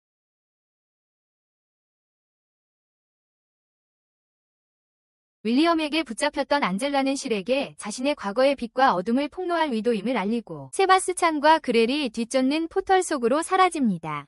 그리고 그렐은 추격한다. 실은 자신의 기억들이 적나라하게 드러난 공간에 서게 되고 각각의 기억들은 그가 만질 수 있는 실체적인 실로 나타납니다. 한 기억 속에는 죽어가는 그의 아버지와 피투성이 손을 한 안젤라가 나타납니다. 다른 장면에서 그렐과 세바스찬은 저승사자의 기록된 기억 도서관에 들어선다. 기록된 기억들을 보관하는 곳이다. 윌리엄을 만나자 그는 세바스찬의 악마와의 관계를 조롱하고 그렐은 그들의 동업관계를 옹호한다. 긴장된 상황 속에서 윌리엄은 천사의 존재를 감지한다. 의식을 되찾는 시일은 옆에 있는 안젤라를 발견하고 자신이 어떻게 과거를 경험했는지 묻는다. 그는 수도원에서 자신을 만진 손에 대해 묻고 그것을 자신의 아버지와 연결짓는다. 그녀가 자신의 부모를 죽였냐고 묻고 그들의 죽음에 숨겨진 동기를 질문한다. 안젤라는 자신이 그들의 죽음에 책임이 없다고 부인하며 그런 왜곡된 과거를 마주하고도 그가 제정신을 유지할 거라고는 예상하지 못했다고 설명한다. 그녀는 날개로 그를 감싸 안으며 그의 다시 쓰여진 기억의 본질을 설명한다. 한편 저승사자의 도서관에서 세바스찬, 그렐, 그리고 윌리엄은 안젤라에 대항하여 전략을 세운다. 하지만 언더테이커가 나타나 그들의 주의를 끕니다. 그렐은 그의 등장에 의문을 제기하고 윌리엄은 그가 전설적인 그림 리퍼라고 설명합니다. 가장 완고한 영혼까지도 저승으로 인도하는 것으로 알려진 자입니다. 엔젤라는 그들의 주의를 피해 도망치고 그들에게서 도망치지 못하도록 천사의 봉인을 겁니다. 도망을. 그녀는 수도원에 다시 나타나 폭력으로 모두를 정화하려 합니다. 봉인에 막힌 그들은 그것을 무효화할 방법이 하나 있다는 것을 깨닫습니다. 데스 북마크. 그림 리퍼 협회의 관리급이 사용하는 도구입니다. 협회.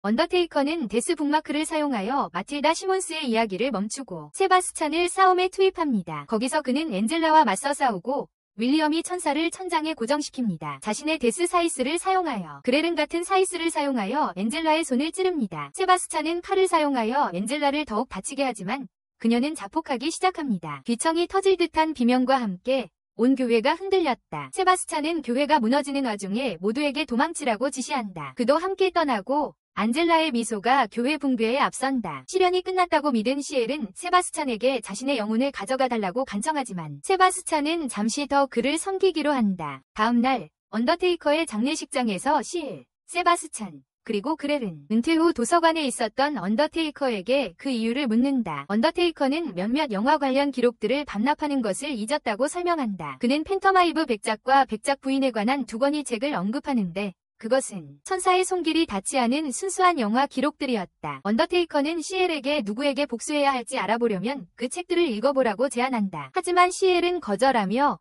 죽은 자를 반복적으로 모욕하는 것은 자신의 방식이 아니라고 말한다. 한 소년과 노인이 강에서 시체를 발견한다. 신원을 알 수 없는 시체는 다른 곳에서 살해당한 것으로 보인다. 물에 버려지기 전에 스코틀랜드 야드가 피해자 신원 확인을 맡습니다. 이러한 수사 중에 실이 현장에 도착합니다. 그는 관계자들에게 사망자가 존 스탠리이며 특정한 서류를 아서경에게 제시합니다. 또한 실은 피해자의 개인 소지품을 조사하여 잠재적인 단서를 찾고 싶다고 말합니다. 아버라인 경감은 신원 확인에 도움이 될 만한 중요한 물건은 발견되지 않았다고 말합니다. 이후 실과 세바스찬은 현장을 떠납니다. 실은 애쉬에게서 넘겨받은 사건을 맡습니다. 리젠트 독에서 발견된 시신 존 스탠리로 확인된 사건입니다. 피해자는 해운회사와 관련이 있었고 또한 빅토리아 여왕의 비밀 지시에 따라 지하 세계에도 연루되어 있었습니다. 여왕 폐하께서는 특정 물건의 처리에 대한 명령을 내리셨는데 그 물건은 스탠리, 그녀는 심지어 가장 신뢰하는 후견인인 실에게도 모든 자세한 내용을 공개하지 않기로 했습니다. 가장 신뢰하는 보호자에게도 말이죠. 실은 스탠리 살인사건의 동기를 밝히는데 열중하고 있습니다. 세바스찬은 스탠리 살인사건을 목격했을지도 모르는 목격자들을 찾아야 한다고 제안합니다. 범죄를 실과 세바스찬은 함께 라오시의 집으로 갑니다. 라오시는 중국 무역회사 곤륜의 영국 지사 사장직을 맡고 있습니다. 회사죠.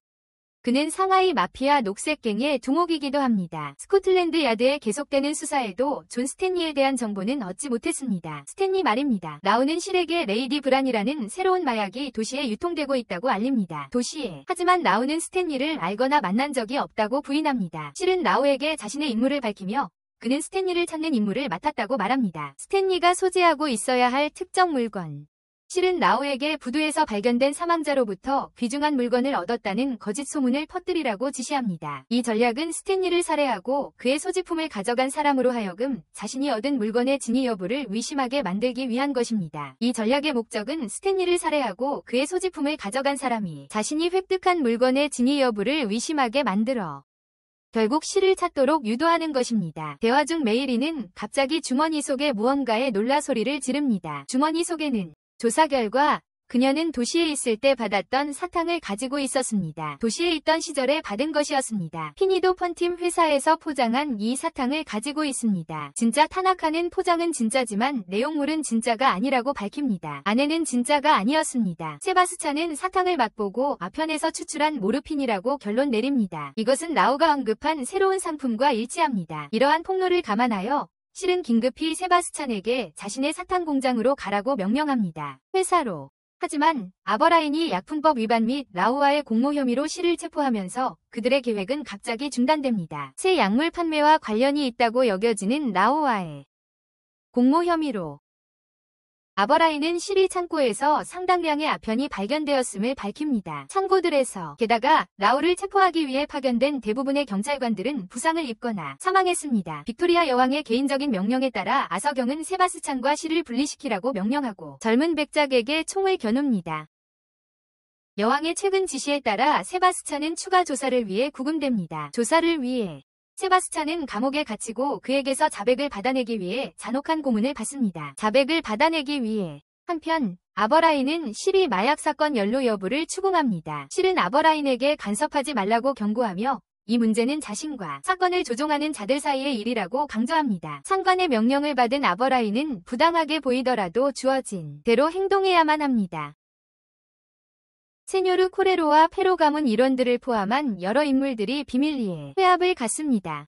라오는 자신의 영역을 페로 가문에 넘길 계획이며 페로 가문은 이를 기꺼이 받아들입니다. 그들은 스탠리 살인사건을 논의하고 라오가 범인이라고 결론 내립니다. 실이 감금된 곳을 나서려는 순간 아버라인 경감이 그를 막습니다. 실은 자신의 권위를 주장하며 아버라인에게 팬텀 하이브의 힘을 과소평가하지 말라고 일깨워줍니다. 그는 자신의 꼭두각시들이 빼앗겼을지라도 끝까지 게임을 계속할 것이라고 주장하며 그것은 그가 태어난 운명이라고 덧붙입니다. 저주받은 팬텀 하이브 혈통. 아버라인은 실에 꼭두각시가 될 의향을 보이며 도움을 제안한다. 아버라인은 살인을 목격한 소년을 찾는데 성공한다. 소년은 중국계 소녀와 하얀 피부의 남자가 자신에게 사탕을 줬다고 진술하는데 그 사탕은 앞서 발견된 모르핀이 든 사탕과 같았다. 마약 중독자가 그 사탕을 훔치려 하지만 아버라인이 제지한다. 코레로 씨는 실과 아버라인에게 납치된다. 그들은 마약 유통에 대해 그를 신문하며 팬텀 사탕이 마약 유통에 사용되고 있다고 의심한다. 코레로는 스탠리 살인사건에 라오가 연루되어 있으며 스탠리가 라오에게 추근거렸고 그 때문에 라오의 애완 호랑이에게 죽임을 당했다고 밝힌다. 코레로는 또한 라오가 스탠리로부터 귀중한 것을 얻었다고 말한다. 실과 아버라인이 코레로 씨의 부하들로부터 도망치려 할 때 실은 눈가리개를 벗고 세바스찬을 소환하며 자신의 숨겨진 힘을 드러낸다. 습격자들은 재빨리 제압되었고 실은 세바스찬에게 라오를 추격하라고 명령한다. 원성에서 포격을 가하며 실은 라오의 배에 피해를 입힌다.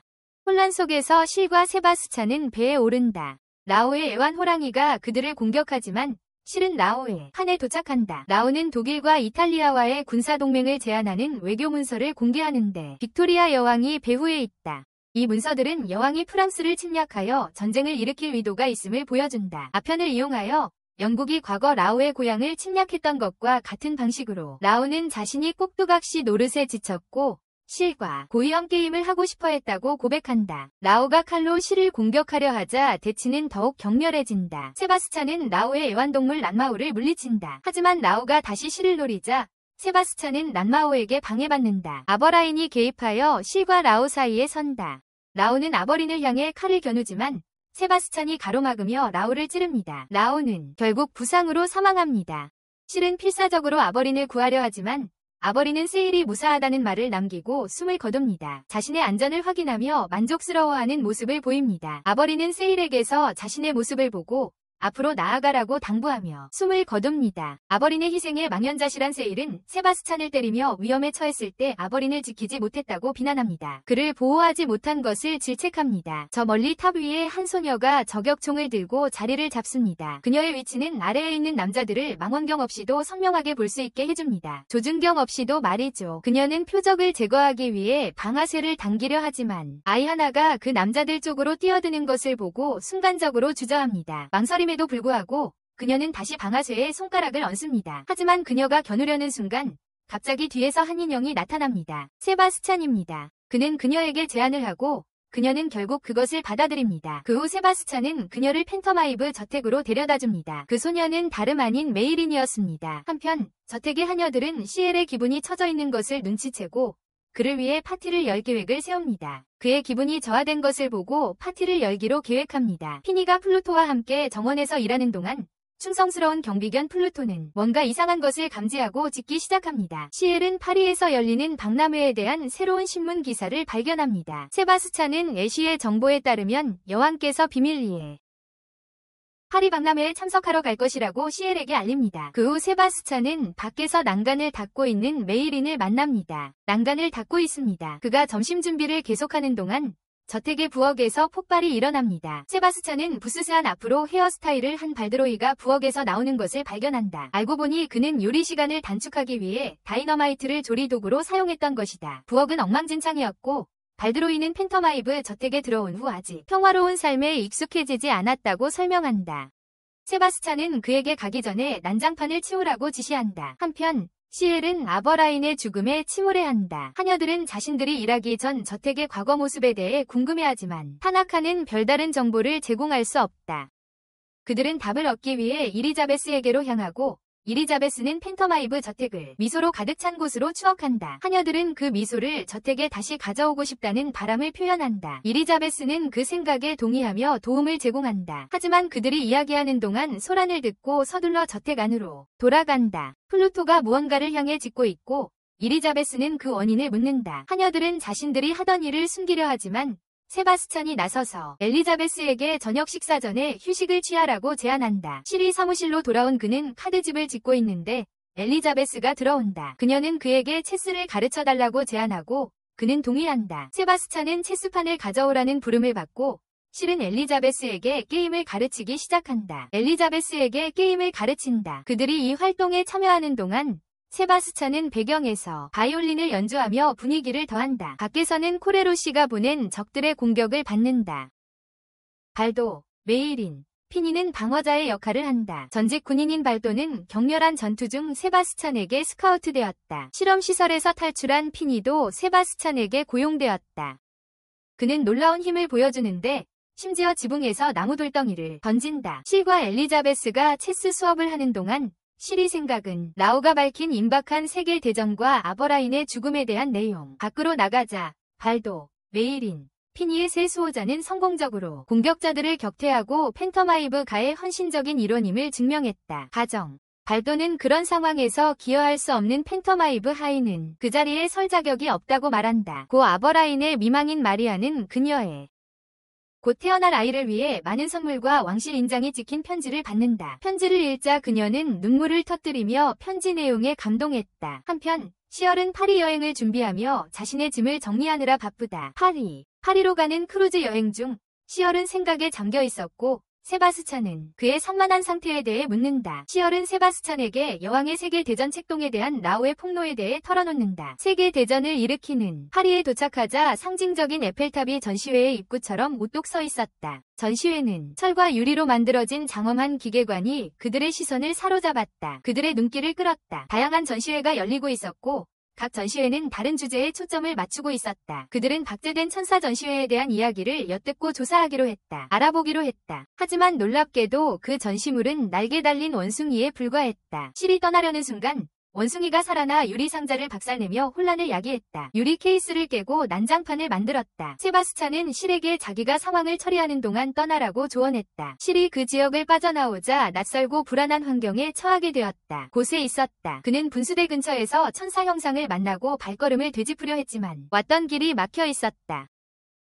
그는 도망치다 에펠탑 안의 엘리베이터에 숨는다. 놀랍게도 그는 엘리베이터 끝쪽에 여왕이 앉아있는 것을 발견한다. 엘리베이터 안에 그녀는 자신의 안에 있는 부정함과 나라 전체를 정화해야 할 필요성에 대해 함축적으로 말한다. 전체 국가를 그녀는 파괴 없이는 창조가 일어날 수 없다고 주장하며 자신의 행동을 국가를 정화하기 위한 수단으로 정당화한다. 나라를 정화하기 위한 수단으로 여왕은 런던 브릿지는 무너진다 노래를 부르며 실을 계단으로 인도한다. 가는 길에 탑 꼭대기에 도착하자 실은 그녀가 저지른 끔찍한 살인의 동기에 대해 질문한다. 그녀가 저지른 끔찍한 살인들에 그녀는 팬텀 하이브의 충성심에 경의를 표하고자 했고 자신의 나라에 쌓인 부정적인 요소들을 정화하려고 했다고 설명한다. 바람이 그녀의 가면을 쓸어내리자 실은 여왕의 젊은 외모를 목격한다. 여왕의 뜻밖에도 애쉬가 나타나 자신의 존재를 그녀와 합쳤다고 밝히며 남편의 죽음 후 그녀가 스스로 목숨을 끊는 것을 막기 위해 그랬다고 말합니다. 그는 그녀의 행동이 팬텀 하이브 가족에게 같은 기쁨을 주려는 욕망에서 비롯되었다고 암시합니다. 팬텀 하이브 가족에게 고인이 된 남편의 인도를 받은 여왕의 의도는 영국을 순수와 빛의 세계로 이끌려는 것입니다. 그녀는 자신의 변화가 자신을 덕이 높은 사람으로 정화시켰고 애쉬 같은 천사의 주인이 될 자격이 있다고 주장합니다. 그녀는 애쉬에게 실을 공격하라고 명령하지만 세바스찬이 개입하여 실을 구합니다. 실은 세바스찬에게 애쉬를 제거하라고 명령하고 애쉬와 세바스찬 사이에 격렬한 싸움이 시작됩니다. 탑이 무너지기 시작하자 여왕은 실에게 싸움을 멈춰달라고 요원합니다. 세바스찬의 조언을 따른 실은 그에게 후퇴하라고 명령합니다. 애쉬는 여왕을 데리고 나라가 혼란스러운 현장을 남깁니다. 먼지가 가라앉은 후 실은 세바스찬에게 자신의 결정을 설명합니다. 그는 그들의 싸움이 원치 않는 관심을 끌었을 수 있다고 강조했다. 세바스찬은 실이 여왕에게 아무런 충성심도 느끼지 않는다는 그의 폭로에 충격을 받았다. 그저 팬텀 하이브 가문이 수장으로서 행동할 뿐이라고. 밤이 깊어지자 세바스찬은 실을 재우려 준비하며 그의 가면을 유지하는 실의 강인함을 인정했다. 그의 허세를 유지하는 끈기를 그는 실에게 모든 것을 잊고 쉬라고 격려했다. 꿈결 같은 상태에서 실은 에버라인을 만나 여왕의 꼭두각시에서 벗어나라고 조언을 듣는다. 여왕의 꼭두각시 노릇에서 벗어나라고. 다음날 아침 실이 깨어나자 세바스찬이 어디에도 없다는 것을 깨달았다. 는 것을 알았다. 그는 전날 밤에 그들의 만남이 작별이었는지 생각했다. 실은 호텔을 떠나 칼레 항구로 가는 차를 찾았다. 하지만 속임수를 쓴 마부가 그를 블로뉴시르메르 항구에 내려주고 그를 버리고 떠났다. 돈이 하나도 없던 실은 머물 곳을 구하는데 어려움을 겪었다. 한편 팬텀하이브 저택은 플루토가 애쉬의 지배 아래 불길에 휩싸여 파괴되고 있습니다. 엄청난 파괴를 일으키며 맹렬한 불길은 팬텀하이브 저택 전체를 잿더미로 만들었습니다. 시엘은 배에 숨어 선원들에게 들키지 않으려 합니다. 뜻밖에도 언더테이커가 나타나 강아지 비스킷과 수수께끼 같은 말을 건넵니다. 말을 합니다. 비명소리를 듣고 시엘은 갑판으로 달려가 멀리서 불타오르는 런던을 목격합니다. 불길에 휩싸인 언더테이커의 갑작스러운 등장에 어리둥절한 시엘은 그가 왜 여기에 있는지 묻습니다. 언더테이커는 그들 사이의 과거를 언급하며 곧 죽을 것이라는 불길한 말을 합니다. 한편 그렐은 혼란에 휩싸인 런던 거리를 돌아다니며 죽은 자들의 영혼을 거둡니다. 영혼을 거두고 있습니다. 애쉬는 여왕에게 성스러운 불꽃으로 도시를 구원하는 작업이 시작되었다고 알립니다. 파리에서 돌아온 여왕의 건강이 악화되었습니다. 애쉬는 여왕을 치료하려 하지만 여왕은 거부하고 자신의 몸이 무너지도록 내버려 둡니다. 애쉬는 여왕을 더럽다고 칭하며 음흉한 미소를 짓습니다. 그는 하늘로 날아오르며 불타는 도시를 향해 날아갑니다. 여왕의 왕족 신분에도 불구하고 여왕은 인간이며 아무리 자비를 베풀어도 인간의 본성은 변하지 않는다고 말합니다. 배가 런던을 떠나자 실은 선장에게 다가가 도시로 돌아갈 것을 요구합니다. 선장은 거절하고 실은 값비싼 파란색 다이아몬드 반지를 보트를 얻는 대가로 제안합니다. 해안에 도착하자 실은 그를 프랑스인으로 오해하고 공격하는 한 무리의 사람들을 만나게 됩니다.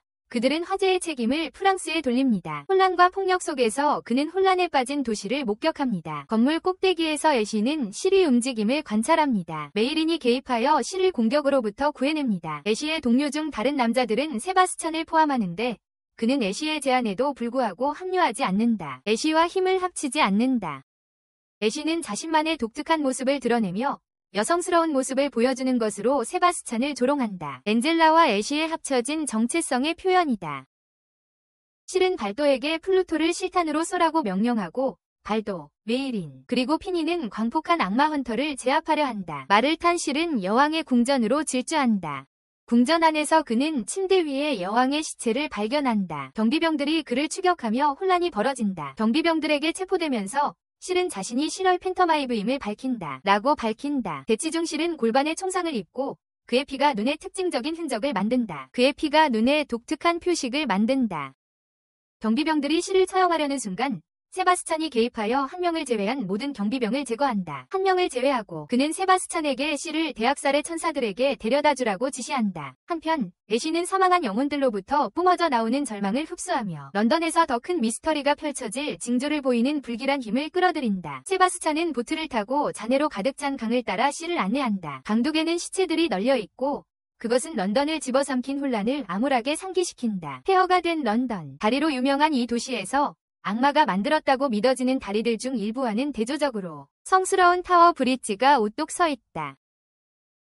홀리타워 브릿지. 이 다리는 애쉬의 지시에 따라 빅토리아 여왕 자신이 건설을 의뢰했다. 실과 세바스찬은 탑으로 올라가 그 기초에 박혀있는 영혼들을 목격한다. 그 기초들 속에 정상에서 그들은 불타는 도시를 내려다보고 서있는 애쉬를 만난다. 분노하고 격분한 실은 여왕의 죽음에 대해 애쉬에게 묻는다. 하지만 애쉬는 자신은 단지 그녀를 정화했을 뿐이라고 주장한다. 세바스찬은 시엘이 벌어지는 대치 상황을 관찰할 자리를 찾아주고 시엘의 눈가리개를 벗겨버립니다. 시엘은 세바스찬에게 천사를 죽이라고 명령합니다. 전투가 시작되고 그들은 강력한 일격을 주고받습니다. 하지만 세바스찬은 검은 안개에 갇혀 무력화됩니다. 영혼을 거두느라 지친 그렐은 언더테이커를 만나 그 검은 물질의 정체, 즉 죽은 자들의 감정과 경험으로 이루어졌다는 사실을 알게 됩니다. 언더테이커는 마음이 없는 영혼이 진정한 영혼으로 간주될 수 있는지 그리고 사신 도서관에 보관될 수 있는지 고민합니다. 애쉬의 힘은 더러운 영혼들의 절망에서 나옵니다. 그의 검에서 빛나는 것은 치명적인 힘을 예고합니다. 순식간에 그는 세바스찬의 오른팔을 잘라냅니다. 윌리엄과 그렐은 언더테이커와 힘을 합쳐 죽은 자에게서 나온 검은 안개를 베어 넘깁니다. 이 행동으로 타워 브리지에서 영혼들이 사라집니다. 휘파람으로 악마 헌들을 소환하려던 계획은 팬터마이브의 하인들이 헌들을 물리치면서 실패합니다. 좌절한 애쉬는 안젤라의 형상을 조종하며 공격을 퍼붓습니다. 시엘을 보호하려던 세바스찬이 개입하지만 애쉬의 마지막 공격으로 팔을 잃습니다.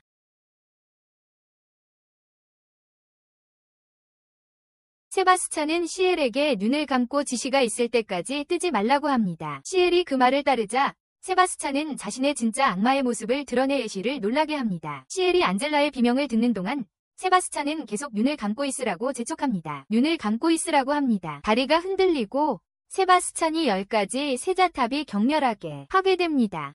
시엘은 세바스찬의 이전 모습을 보고 다리에서 놓치고 강으로 떨어집니다. 대담하게도 세바스찬은 그 뒤를 따라 물에서 그를 구출합니다. 소마와 아그니는 황폐해진 곳에서 사람들에게 카레빵을 나눠주며 도움을 제공합니다. 빵을요. 한편 거짓 여왕은 런던의 잿더미 속에서 새로운 시대의 시작을 선포합니다. 시엘은 눈을 뜨니 세바스찬의 배 위에 있었습니다. 눈을 뜨자 세바스찬이 자신의 영상 기록을 보고 있는 것을 봅니다. 세바스찬은 아직 살아 있었습니다.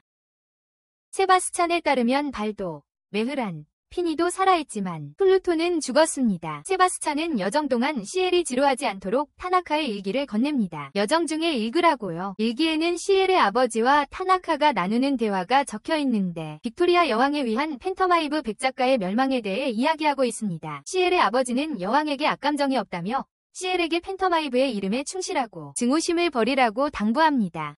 이러한 계시는 천사가 보여준 경험과 공감됩니다. 그들의 여정은 그들의 여정의 끝을 상징하는 폐허가 있는 섬으로 이어집니다. 여정의 끝입니다. 세바스찬은 시엘을 그 폐허로 안내하고 시엘은 세바스찬에게 자신의 남은 것을 벽에 앉아있는 새에게 주라고 부탁합니다. 시엘은 자신의 죽음이 고통스러울지 묻습니다. 세바스찬은 부드럽게 해주겠다고 약속하지만 시엘은 자신의 존재를 증명하기 위해 극심한 고통을 겪겠다고 주장합니다. 시엘이 앞으로 기울자 세바스찬은 눈가리개를 벗고 영혼을 거두는 과정의 시작을 알립니다. 영혼을 거두는 과정입니다. 이것으로 블랙 버틀러 애니메이션 요약을 마치겠습니다. 여러분의 생각을 아래에 남겨주세요. 이만 마치겠습니다.